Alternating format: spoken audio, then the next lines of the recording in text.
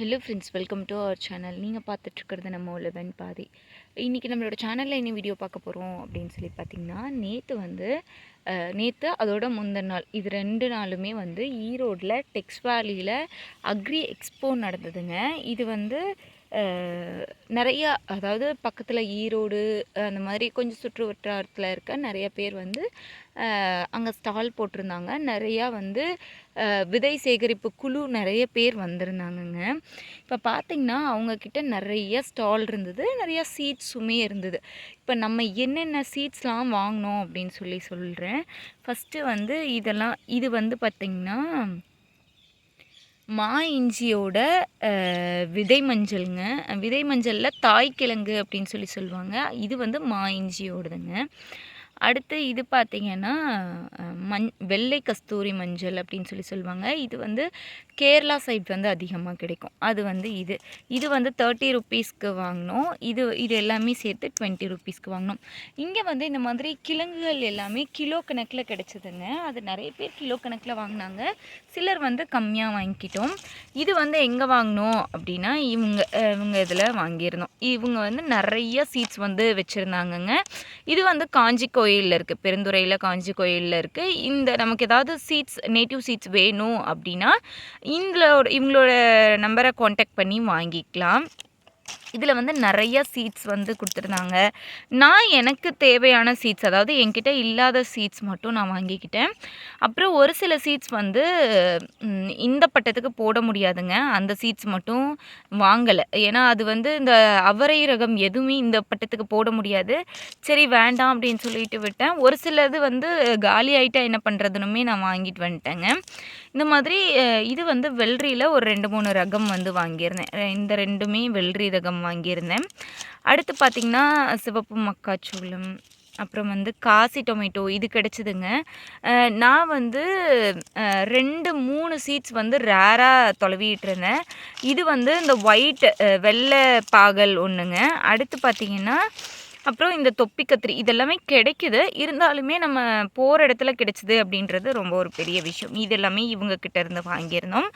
அடுத்து பார்த்திங்கன்னா இது ஜாம் புளிச்ச, இது அக்ரியோட விவசாய குழு இருக்கும் இல்லைங்களா, சேகரிப்பு குழு, விதை சேகரிப்பு குழு, அவங்களோடதுலேருந்து இந்த மாதிரி சேல் பண்ணியிருந்தாங்க.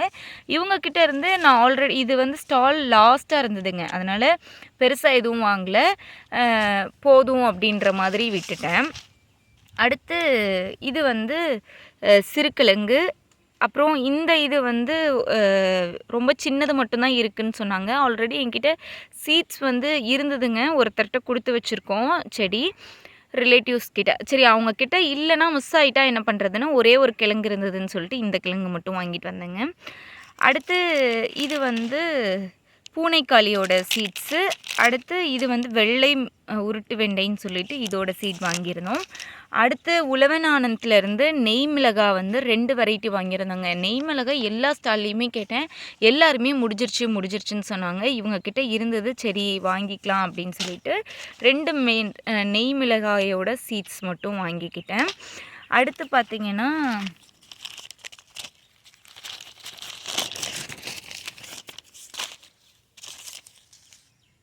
இது இந்த டோகோ டொமேட்டோ, இதுவுமே ரொம்ப நாள் தொலைவுனுங்க. இந்த மாதிரி நிறைய இடத்துல பேசும்போது அவங்களோட நீங்கள் காய்கறியை பட்டம் பார்த்து விதைக்கணும், இந்த பட்டம் எல்லாமே சொல்லி கொடுத்தாங்க.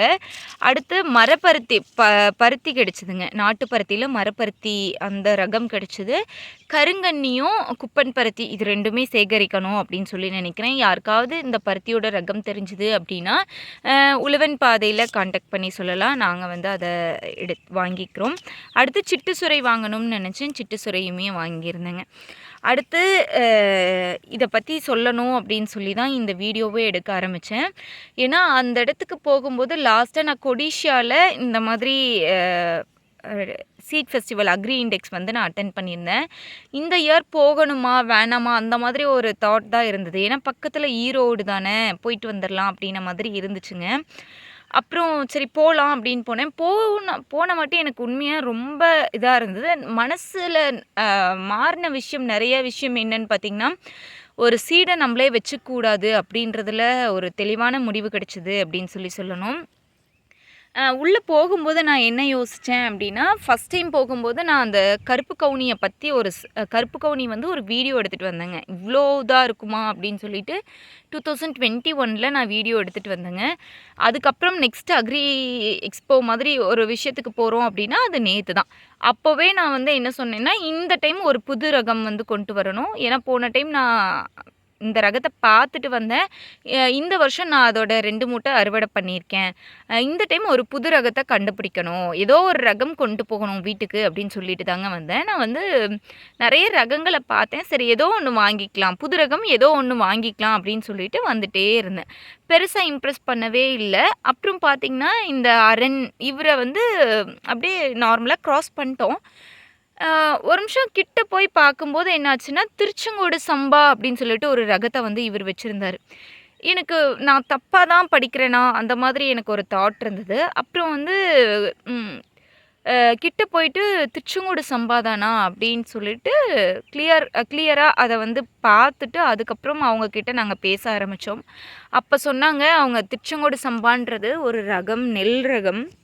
இந்த நெல் வந்து 20 வருஷத்துக்கு முன்னாடி திருச்செங்கோட்டில் இருந்ததுங்க. இப்போ சுத்தமாக அந்த ரகம் இல்ல. அழிஞ்சிடுச்சு.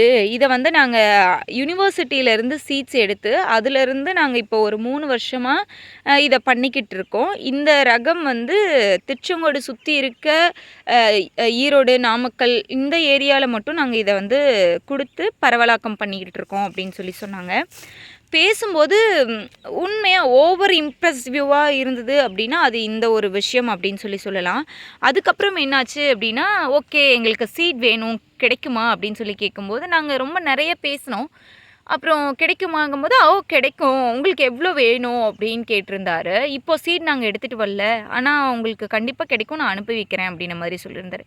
இல்லை எங்களுக்கு இருக்க சீடு அட்லீஸ்ட் 1 கிலோ கொடுங்க. நாங்கள் வந்து லாஸ்ட் டைம் கருப்பு கவுனி இப்படி பண்ணியிருந்தோம். 1 கிலோ தான் வாங்கி நாங்கள் பண்ணியிருந்தோம். இந்த வருஷம் எங்களுக்கு இந்த சீட் கொடுங்க அப்படின்னு சொன்னேன். அவங்க போட்டுட்டு, நீ இங்கே கையில் கொடுக்கல, இந்தாங்க காசெல்லாம் எனக்கு வேண்டாம். நெக்ஸ்ட் இயர் நீங்கள் போட்டு எடுத்துகிட்டு கண்டிப்பாக எனக்கு இதோட டபுள் மடங்கு சேர்த்து என் கையில் கொடுங்க. அதுவே பெரிய விஷயம் அப்படின்னு சொன்னார். உண்மையாலுமே அவரோட பேச்சை கேட்டுட்டு ரொம்ப ஒரு மாதிரி எல்லாரும் இப்படி தான் இருப்பாங்களா அப்படின்னு தெரியலங்க. ஆனால் வந்து உண்மையாக அது வந்து ஒரு மாதிரி சிலுத்துருச்சு அப்படின்னு சொல்லலாம்.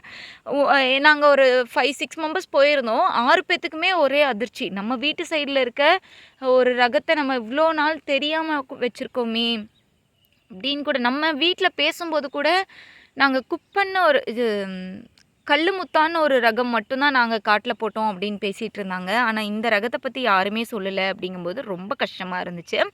இவர் வந்து நமக்கு கொடுத்தாருங்க. இவர் இயற்கை வழி விவசாயம் பண்ணிகிட்ருக்காரு. இவர் டாக்டர் அப்படின்னு சொன்னார். நம்மக்கிட்ட அரிசி நெல் கொடுத்தவர் இவர் தான். இவருக்கு நம்ம திருப்ப ரிட்டர்ன் பண்ணணும். அடுத்து பார்த்திங்கன்னா, இந்த மஞ்சளுமே நாட்டு மஞ்சள் அப்படின்னு சொல்லிட்டு நமக்கு ஃப்ரீயாக கொடுத்தாரு. 2க்குமே அமௌண்ட்டு கிடையாதுங்க. சும்மா கொடுத்தாரு.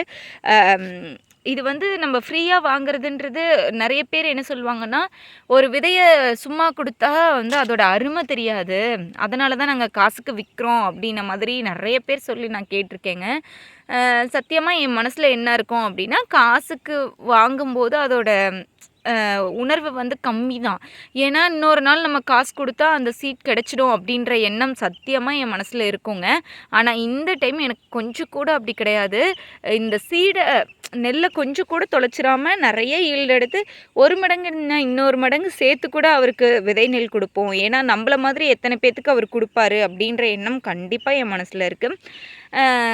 இனிமேல் விதை பகிர்வு அப்படின்றது நம்மளோட சேனலில் மந்த்லி ஒன்ஸ் கண்டிப்பாக கொடுக்கணும் அப்படின்னு சொல்லி நான் யோசித்து வச்சுருக்கேன். என்கிட்ட ஏதாவது சீடு இருந்தது அப்படின்னா கண்டிப்பாக ஒவ்வொரு மந்தோட கடைசி வீக்கெண்டில் நான் அந்த என்கிட்ட என்ன சீடு இருக்கோ அந்த சீடை வந்து நான் எனக்கு என்கிட்ட எவ்வளோ இருக்கோ அதில் வந்து ஒரு 2-3 பேத்துக்குனாச்சும் அதை கொடுக்கணும், ஃப்ரீயாக கொடுக்கணும் அப்படின்னு சொல்லி நான் யோசிச்சிருக்கேன். கண்டிப்பாக இந்த ஃபெப்போட லாஸ்ட் வீக்கெண்ட்லேயுமே வந்து நீங்கள் அதை எதிர்பார்க்கலாம்.